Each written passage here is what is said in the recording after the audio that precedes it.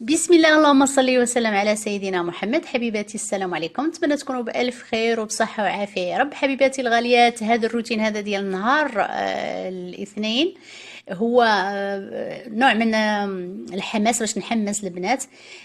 كما كنت قلت لكم سابقا بالله المجمد ديالي، يعني التخوى ما بقاش فيه خبز، ما بقى فيه حتى حاجه. شفتوني هاد الايام اللي فايته كنعجن غير الخبز ديال اليوم او ديال اليومين.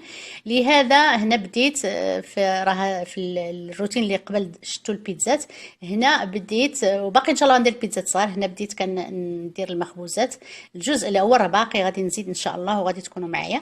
وفيه روتين يوم كامل، يعني فيه اشياء اخرى غادي تشوفوا اشياء جميلة إن شاء الله. خلوكم معايا وما تنسوني من ديروا اللايكات، الله يجازيكم، للفيديو باش يطلع، باش تكون عندي شوية المشاهدة مرتفعة. وكنشكركم بزاف وكنحبكم المتلكم. اول حاجه حبيباتي كنديروا بالليل، النهار اللي نكون عندنا شي حاجه غادي نديروها النهار الثاني بحال هاد المخبوزات او شي حاجه، او يعني غادي نحضروا شي حاجه اللي هي خارجه على العاده.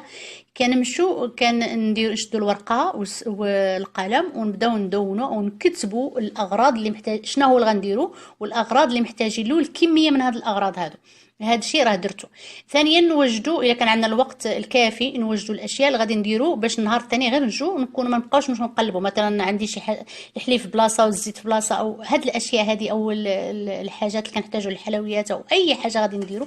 كنمشي كنجمع هذوك الاغراض كاملين وكنحط لكل حاجه الاغراض ديالها في مكان مع الورقه واللي انا كاتبه فيها، باش الحاجه اللي نبقى نراجع ونشوف واش هاد الحاجه جبتها ولا لا. نحضر الطواد الفران، الماعن، الحاجه اللي غادي نستعمل حبيباتي. حبيباتي الغاليات، هنايا اول ما فطرنا وجدت خرجت داكشي من الثلاجه اللي غادي ندير الغدا. دخلت انا ومنتي الكوزينه، درت براد ديال اتاي. انا كنخلط، بغيت نعطيكم واحد النصيحه: خلطوا هادو بجوج كيجوكم زوينين الا شريتوه. هذا بالزنجبيل والعسل الخالص، وبالزنجبيل والحامض الليمون، كنخلطهم كيجوا زوينين رائعين حبيباتي. غادي نمشي هنا، هانتوما كتشوفوا كلشي موجدتو، موجده هانتوما القلم والورقه كما قلت لكم، وموجده الاغراض ديالي. يلا دخلوا معايا، يلا ديروا الطابليه ديالكم حبيباتي. اول حاجه غادي نبداو بها هي القرص. هنايا غادي نستعملهم جوج بيضات، 3 الملاعق كبار ديال زيت المائده، ملعقتين كبار ديال بودره الحليب بودره، شويه ديال الملح، شويه ديال النافع، ملعقتين كبار ديال السكر سنيده. هنا تقدروا تزيدوا تنقصوا. ملعقتين صغار ديال الخميره حبيبات، وملعقه كبيره ديال الزبده اللي كنديروا الخبز، ماشي مارغرينا، الزبده اللي كنديروا اللي كناكلوا مع الخبز راه كتهشش، هذه كنديروها في الاخير. كيلو ديال الطحين الفورس، هنايا كنستعمل الامكاليتا، الصراحه كتعجبني في المخبوزات ديالي. وديال الكيلو، ماشي ديال الخنشه الكبيره، ديال الكيلو اللي كتباع كيلو راه افضل من ديك المجموعه. غادي نستعمل هاد العجينه. هنا بديت بكاسين ديال الماء، غادي نكمل ان شاء الله معكم حبيباتي. هاد القريشلات كاينين ديجا على القناه بعده طرق انا كنديرهم، وكاينه شحال من طريقه عندي حاطتها انا في القناه. نعطيكم السر الوحيد ديالها، هي يكون الدقيق ديالكم مزيان، تكون مرخوفه في العجينه ديالها، تكون شويه مطلوقه، وتضيفي الزبده في الاخر، ما ديريهاش في الاول، ضيفي الزبده في الاخر. هنا تقدري ديريهم بالبيض، بلا بيض تقدري ديري الزيت، ما ديري الحليب، ديري ما ديري. اهم شي حاجه في المرحله ديالهم هي الدقيق يكون مزيان، العجينه تكون مطلوقه، وديري الزبده في الاخر تضيفيها فاش تدلك العجينه، ضيفيها لها من بعد. اما الا درتيها في الاول راه يعني الفايده ديالها ماشي حتى ليه. بناتي الغاليات، البنات اللي كانوا سولوني على الماكينه ديال العجين ديالي، سميتها اس اش جي، جاتني من برا، جابتها لي الوالده الله يحفظها لي. كتهز كيلو ديال الدقيق فقط، يعني ما كتهزش اكثر. الماركه ديالها زوينه، يعني لا باس بها. كدير 900 درهم تقريبا في المغرب. هي كدير شويه الصوت، يعني الصوت ديالها شويه عالي، ماشي بزاف ولكن شويه. الى لقاو البنات ما احسن لهم. ودائما الا بغيت تدفعوا تشروا شي حاجه، شروا الماركه الزينه. هنايا حبيباتي غادي نخلط النواشف هما الاولين، غادي نخلطهم مزيان بالخلاط. دائما النواشف، الا كان عندكم الحليب بودره راه كيجي زوين في العجينه، واحسن ما تذوبيه في الماء وتضيفيه. من بعد غادي الخميره ديالي طلعت، غنضيف الخميره، غادي نضيف الماء. هنايا في الاخير صدقت هاد العجينه ضفت لها 4 الكيسان بهذاك الشيء اللي زدت الخميره، يعني باللي جا الخميره 4 الكيسان، وبقى لي واحد شويه من 4 الكيسان كما كتشوفوا في الكاس. هذاك شويه بقى ديال العنبه باش عجنت هاد كتجي شويه مطلوقه، وعلى حسب الدقيق، واخا نفس الدقيق راه من المرات ما كيشروش نفس الكميه. المهم كتكون مطلوقه. كنضيف الزبده في الاخر، كتضيفي لها الزبده كتخليها تخلط مع الزبده مزيان مزيان مزيان. وهنايا كنديرها في واحد الاناء كندهنو بالزيت، وكنغطيه بالسوليفان. السوليفان ضروري يكون عند البنات في المطبخ، علاش؟ باش تغطوا العجينه ديالكم باش تطلع بسرعه. حبيباتي كما كتشوفوا غطيت العجينه خليتها خمرت. هنا مشيت جلست شويه على الواتساب وعلى العائله، تكلمت مع العائله ديالي، رجعت لقيت العجينه ديالي خمرت. بديت غادي نخرج من هذاك الهواء، دهنت يديا طبعا. في نفس الوقت بغينا نديروا الغدا ديالنا. الفريت مكونجيلي كان في الكونجيلاتور، هانتوما تشوفوا درت له الزيت. راه كاينه الطريقه بحالاش تكونجيلو الفريت، سواء بغيت تقليه في المقله او بغيت ديريه في الفران. من الاحسن ديريه في الفران مكونجيلي، ما كتخليش يتطلق. كديري في الفران يكون سخون. هنا مشيت نفرق العجينه ديالي على احجام اللي انا غادي من بعد نقطع منهم القياس. احسن ما تبقاي تقطعي من العجينه كامله. درتهم في هذاك البلاطو مدهون. هنا غادي نحاول نخرج اثنين فوق 40 حبه.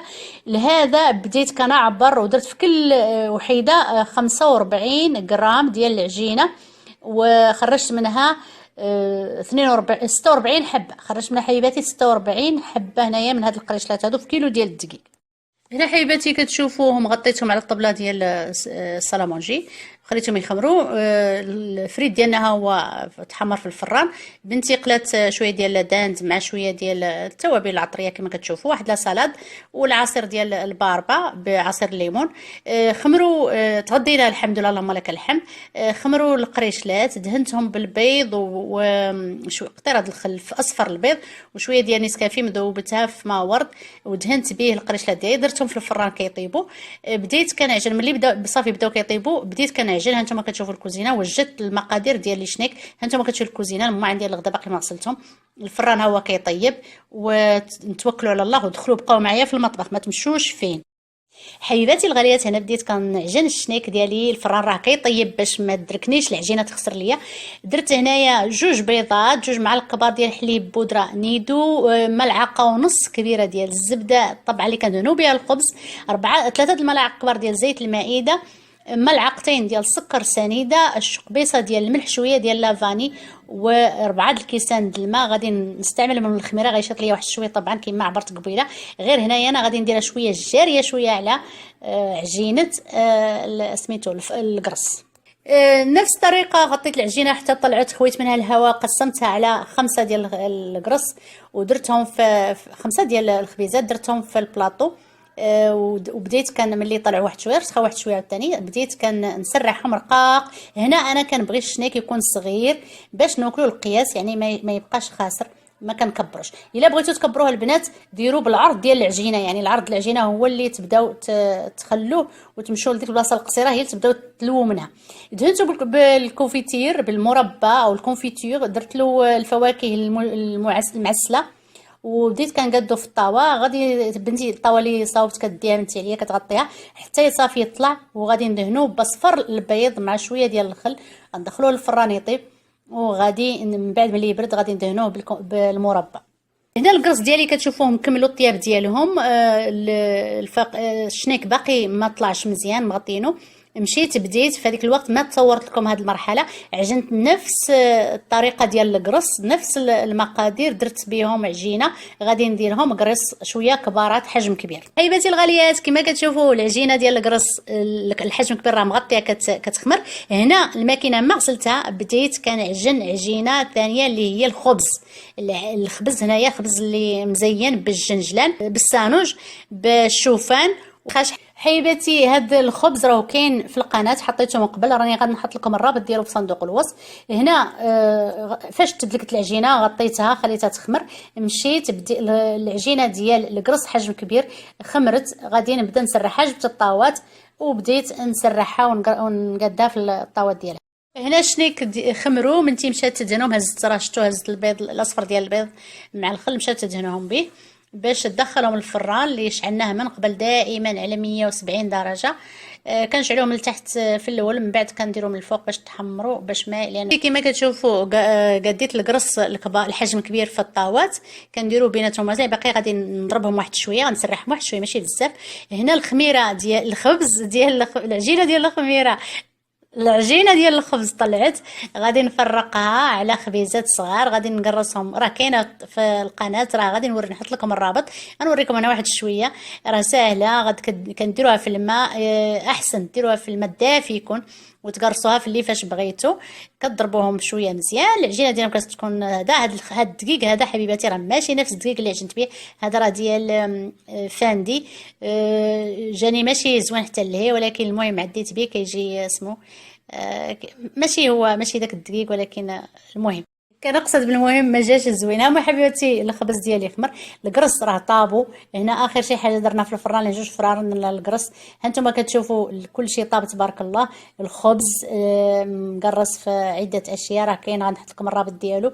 القرص الكبارات، الشنيك ديالي طاب، القرص الصغارات عطاوني 46 حبه ديال القرص، كل فيهم 45 غرام الوحده عجينه، فاش كانوا عجينه طبعا داك الهواء وكل شيء راه كيتحسب في الغرام. الشنيك ما حسبتهمش. كيلو ديال الدقيق عطاني هاد الكميه، انا ما كنكبرهمش بزاف، كيلو فقط ديال الدقيق. هذا القرص الكبارات حجم كبير، كيلو ديال الدقيق عطاني 13 كيلو ديال الدقيق. تقريبا كيلو ديال الدقيق وشويه مع شي 200 غرام، شي كيلو 200 غرام، عطاني 14 خبزه صغيره. حبيباتي الطريقه ديال الاحتفاظ بهذا النعيم الله يدومها علينا وعليكم وما شاء الله وتبارك الرحمن، هي انا كنحتفظ بهم في المجمد. اولا بحال الاشياء اللي فيها شي حاجه معسله كتلصق كنفرقوها بكميات اللي غادي نستهلكوا، دائما نحاولوا نديروا كميات صغيره من الافضل، باش الا عادوا عندك الناس كتضيفي كميه ما كانوش باش ما يضيع لك الاشياء.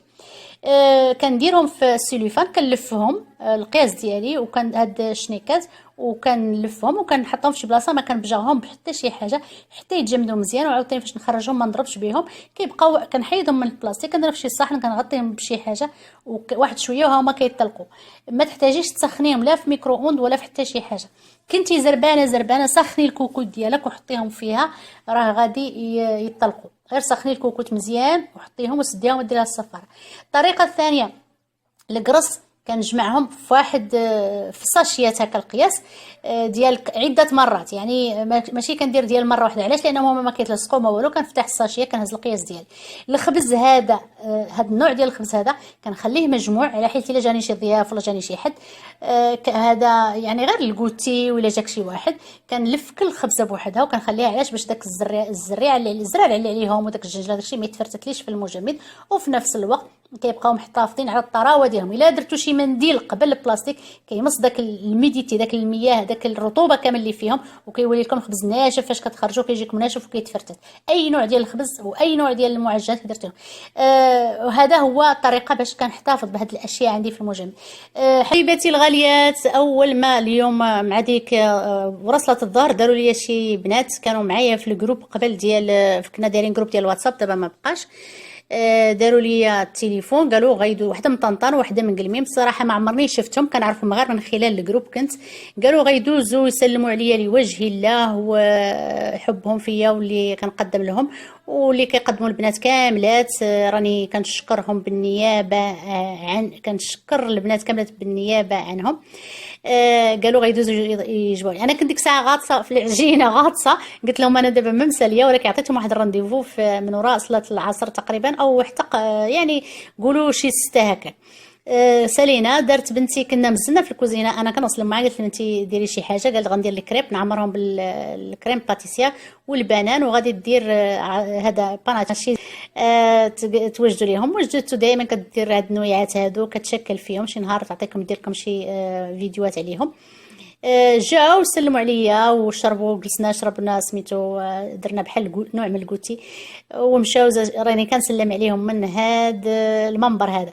حبيباتي الغاليات، نتمنى هذا الروتين هذا يكون عجبكم، نتمنى تكونوا استفدتوا منه. راني غادي نحط لكم رابط الخبز في صندوق الوصف، الشنيك كاين في القناه من قبل على مالح وحلو، القرص كاين في القناه على عده مرات. راني نحبكم كاملين، ولا تنسوني عافاكم من البارطاج ومن اللايكات، والفرجه عافاكم راه ناقصه هاد الايام، بارك الله فيكم.